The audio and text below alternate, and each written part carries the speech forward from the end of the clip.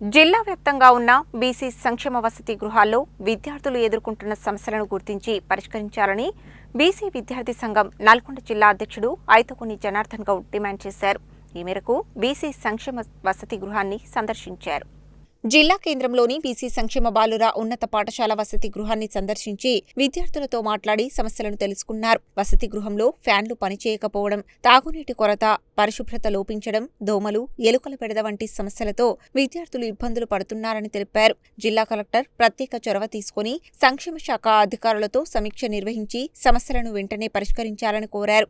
విద్యా సంవత్సరం ప్రారంభమై నెలలు గడిచినా విద్యార్థులకు నోటు పుస్తకాలు, పాఠ్య పుస్తకాలు, యూనిఫామ్లు అందించకపోవడం ప్రభుత్వ నిర్లక్ష్యమని విమర్శించారు. జిల్లా వ్యాప్తంగా ఉన్న అన్ని బీసీ సంక్షేమ వసతి గృహాలకు అవసరమైన మౌలిక సదుపాయాలు కల్పించడంతో పాటు శాశ్వత భవనాల నిర్మాణానికి చర్యలు తీసుకోవాలని ప్రభుత్వాన్ని బీసీ విద్యార్థి సంఘం జిల్లా అధ్యక్షుడు ఐతకోని జనార్దన్ గౌడ్ డిమాండ్ చేశారు. ఈ కార్యక్రమంలో జిల్లా ఉపాధ్యక్షుడు పొగాకు రవికుమార్ యాదవ్, జిల్లా నాయకుడు మల్లబోయిన తరుణ్ కుమార్ యాదవ్ తో పాటు పలువురు నాయకులు పాల్గొన్నారు. నల్గొండ జిల్లా బీసీ విద్యార్థి సంఘం జిల్లా కమిటీ ఆధ్వర్యంలో నల్గొండ జిల్లా వ్యాప్తంగా ఉన్నటువంటి బీసీ సంక్షేమ వసతి గృహాలలో వారి యొక్క సమస్యలను తెలుసుకోవాలని చెప్పి సంక్షేమ వసతి గృహాల సందర్శన కార్యక్రమాన్ని చేపట్టడం జరిగింది. దాంట్లో భాగంగా నల్గొండ జిల్లా కేంద్రంలో ఉన్నటువంటి బీసీ సంక్షేమ వసతి గృహం బాయ్స్ హై స్కూల్ పిల్లలది దీన్ని సందర్శించడం జరుగుతుంది. మరి ఇక్కడ ఉన్నటువంటి పరిస్థితులను చూసుకుంటే చాలా అయోమయంగా ఉంది, చాలా దారుణంగా ఉందని చెప్పి చెప్పుకోవాలి. ఎందుకంటే కనీసం బాత్రూమ్ల దగ్గరకు పోతే బాత్రూంలకు డోర్లు కూడా లేవు. చాలా దురదృష్టకరం. నల్గొండ జిల్లా కేంద్రంలో జిల్లా కలెక్టర్ గారు ఇక్కడనే ఉంటాడు, మంత్రి గారు ఇక్కడనే ఉంటాడు, అన్ని శాఖల అధికారులు ఇక్కడనే ఉంటారు. మరి జిల్లా కేంద్రంలో ఉన్నటువంటి వసతి గృహానికి ఇంత ఘోరంగా సౌకర్యాలు ఉన్నాయంటే చాలా శోచనీయం. మౌలిక వసతులు కూడా సరిగా లేకపోవడం చాలా దురదృష్టకరం. ఇక్కడ ఉన్నటువంటి విద్యార్థులు చెప్తున్నారు, నైట్ పూట ఫ్యాన్లు తిరగడం లేదని చెప్తున్నారు. కొన్ని రూమ్లకు డోర్లు లేవు. డోర్లు బాగా చెప్పామని చెప్పి హాస్టల్ వార్డెన్ గారిని అడిగితే మేడం మా దగ్గర ఫండ్ లేదని చెప్పి చెప్తుంది.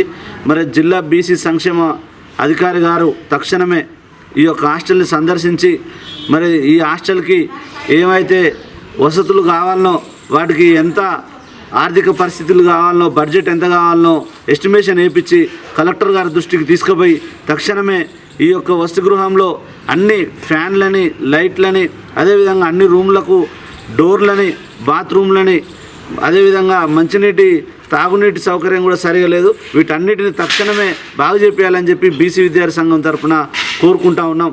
ఈరోజు జిల్లా మంత్రి గారు జిల్లా హెడ్ క్వార్టర్లో 2 సంవత్సరాలు తిరగక ముందుకే వారి యొక్క భవనాన్ని నిర్మించుకోవడం జరిగింది.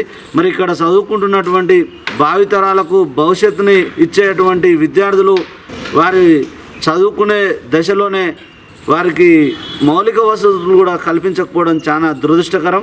మరి జిల్లా మంత్రి గారు కూడా నల్గొండ జిల్లాలో ఉన్నటువంటి బీసీ సంక్షేమ వసతి గృహాల మీద దృష్టి పెట్టి ఏ ఒక్కదానికి కూడా సొంత భవనం లేదు. జిల్లా వ్యాప్తంగా అన్ని సంక్షేమ వసతి గృహాలకు కూడా సొంత భవనం నిర్మించి మరి విద్యార్థులు ఎదుర్కొంటున్నటువంటి ఇబ్బందులని తక్షణమే పరిష్కరించాలని చెప్పి కోరుతా ఉన్నాం. అదేవిధంగా ఈ నల్గొండ జిల్లాలో ఉన్నటువంటి ఎస్సీ వెల్ఫేర్ కానివ్వండి, బీసీ వెల్ఫేర్ కానివ్వండి, ఆ యొక్క వసతి గృహాలని జిల్లా కలెక్టర్ గారు వారానికి ఒక హాస్టల్ని సందర్శించి విద్యార్థులతో నేరుగా మాట్లాడి వారి సమస్యలు తెలుసుకోవాలి. ఎందుకంటే ఏ ఒక్క వసతి గృహంలో కూడా కనీసం మెన్యూ కూడా పాటించడం లేదని చెప్పి విద్యార్థులు చెప్తా ఉన్నారు. మరి విద్యార్థులకు అందించాల్సినటువంటి పౌష్టికాహారాన్ని కూడా అందించకపోవడం చాలా దురదృష్టకరం. ఇప్పటి వరకు ఏ ఒక్క విద్యార్థికి కూడా యూనిఫామ్ ఇవ్వలేదు, వారికి పుస్తకాలు అందజేయలేదు. తక్షణమే వారికి నోటు పుస్తకాలు, స్కూల్ యూనిఫామ్లు కూడా అందించాలి.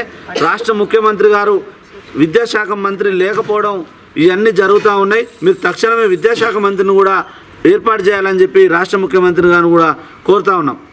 హాస్టల్లో మొత్తం వానలు పడితే రూమ్లల్లో వర్షాలు నీళ్ళు పడితే రేకులకి వెళ్ళింది.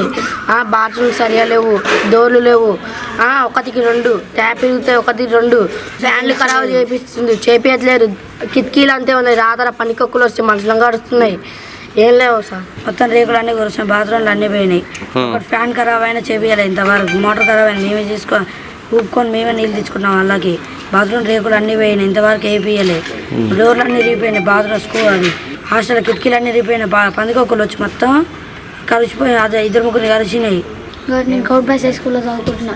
రేకులు బీసీ హాస్టల్లో రేకులు మంచిగా లేవు, డోర్లు కానీ మంచిగా లేవు. ఇప్పుడు ఏమైనా వస్తే ఇప్పుడు మాకు ఇబ్బంది అవుతుంది. ఏమైనా ఇప్పుడు డోర్లు ఉన్నాయనుకో, డోర్లు కానీ మంచిగా లేవు, బేడాలు కానీ లేవు. ఫస్ట్